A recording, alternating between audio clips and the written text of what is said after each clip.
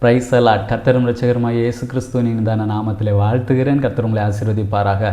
இந்த நாளை காண செய்த தேவாதி தேவனுக்கு ஸ்தோத்திரம் உண்டாவதாக. இந்த நாளிலே புதிய கிருபைகளையும் ஆசீர்வாதத்தையும் தந்து கர்த்தர் வழி நடத்துவாராக.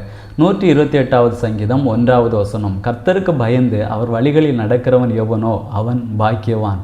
கர்த்தருடைய நாமம் மகிமைப்படுவதாக. யார் ஒருவன் கர்த்தருக்கு பயந்து அவருடைய வழிகளிலே நடக்கிறானோ அவன் ஆசீர்வதிக்கப்பட்டவன் என்று வேதம் சொல்லுகிறது. நம் வேதத்திலே பார்க்கும் பொழுது யோசேப்பு கர்த்தருக்கு பயந்து நடக்கக்கூடிய ஒரு மனிதனாக இருக்கிறார். ஆதியாகம புஸ்தகம் 39வது அதிகாரம் 9வது வசனத்தை வாசிக்கும் பொழுது, நான் இத்தனை பெரிய பொல்லாங்குக்கு உடன்பட்டு தேவனுக்கு விரோதமாய் பாவம் செய்வது எப்படி என்றான் என்று நாம் வாசிக்கிறோம். அப்போ இங்கே தனிமையிலே யோசேப்பு இருக்கிறான். தனிமையில் இருக்கிறேன் என்பதற்காக பாவம் செய்வதற்கு யோசேப்பு துணியவில்லை. அங்கே சொல்லுகிறார், இத்தனை பெரிய பொல்லாங்குக்கு எப்படி நான் உடன்படுவது, தேவனுக்கு விரோதமாக எப்படி பாவம் செய்வது என்று கர்த்தருக்கு பயப்படக்கூடிய அந்த பயம் வெளிப்படுவதை நாம் இங்கே பார்க்க முடிகிறது.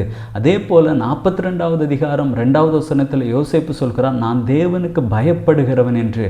அப்போ கர்த்தருக்கு பயப்படக்கூடிய இந்த யோசேப்பை கர்த்தர் அடிமையாக இருக்கக்கூடிய அந்த தேசத்தில் உயர்த்தி வைக்கிறதை நாம் பார்க்கிறோம்.